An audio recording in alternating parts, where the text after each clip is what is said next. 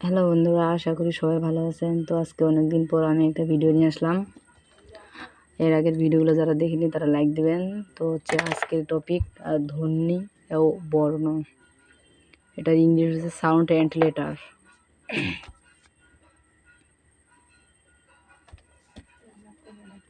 ধ্বনি ভাষার মূল উপাদান হচ্ছে ধ্বনি, মানে যে আর কি ইম্পর্টেন্ট দুইটা টপিক আর কি, যে এই টপিকটা আলোচনা না করলে কেউ যদি আর কি ধ্বনি ও বর্ণ নিয়ে পড়া শুরু করে তাহলে কিন্তু তারা কখনোই বুঝতে পারবে না। সেজন্য আমি আজকে মেইন টপিকটা বুঝা দিচ্ছি।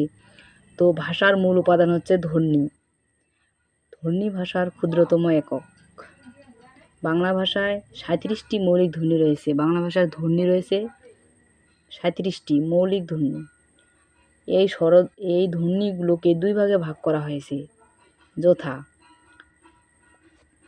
এক হচ্ছে মৌলিক স্বরধ্বনি, আর হচ্ছে এটা হচ্ছে 7টি মৌলিক স্বরধ্বনি হচ্ছে 7টি, যেমন রস্বই, এ এ এ আ সরিয় ও ও।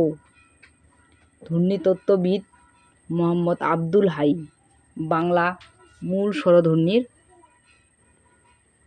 তালিকায় নতুন এ ধ্বনি প্রতিষ্ঠা করেন। তো আমাদের হচ্ছে এখান থেকে মেইন যেগুলো আছে সেই কথাগুলো আর কি আলোচনা করতে হবে। তো এখানে হচ্ছে ধ্বনি হচ্ছে কি, এখানে হচ্ছে একটাই প্রশ্ন আছে যে বাংলা ভাষার মূল উপাদান হচ্ছে ধ্বনি, আর ধ্বনি ভাষার ক্ষুদ্রতম একক। আর বাংলা ভাষায় মৌলিক স্বরধ্বনি রয়েছে 37টি, আর এগুলো হচ্ছে দুইটা, একটা হচ্ছে মৌলিক স্বরধ্বনি আর একটা হচ্ছে মৌলিক ব্যঞ্জন ধ্বনি। মৌলিক স্বরধ্বনি হচ্ছে 7টি আর মৌলিক ব্যঞ্জন ধ্বনি হচ্ছে 30টি।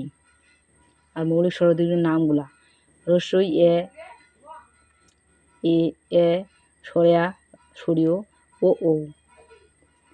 তো আজকের আলোচিত বিষয় হচ্ছে এই, মানে আমি হচ্ছে শুধু আজকে ধ্বনিটা আপনাদের সবাইকে বললাম। সবাইকে অনেক ধন্যবাদ।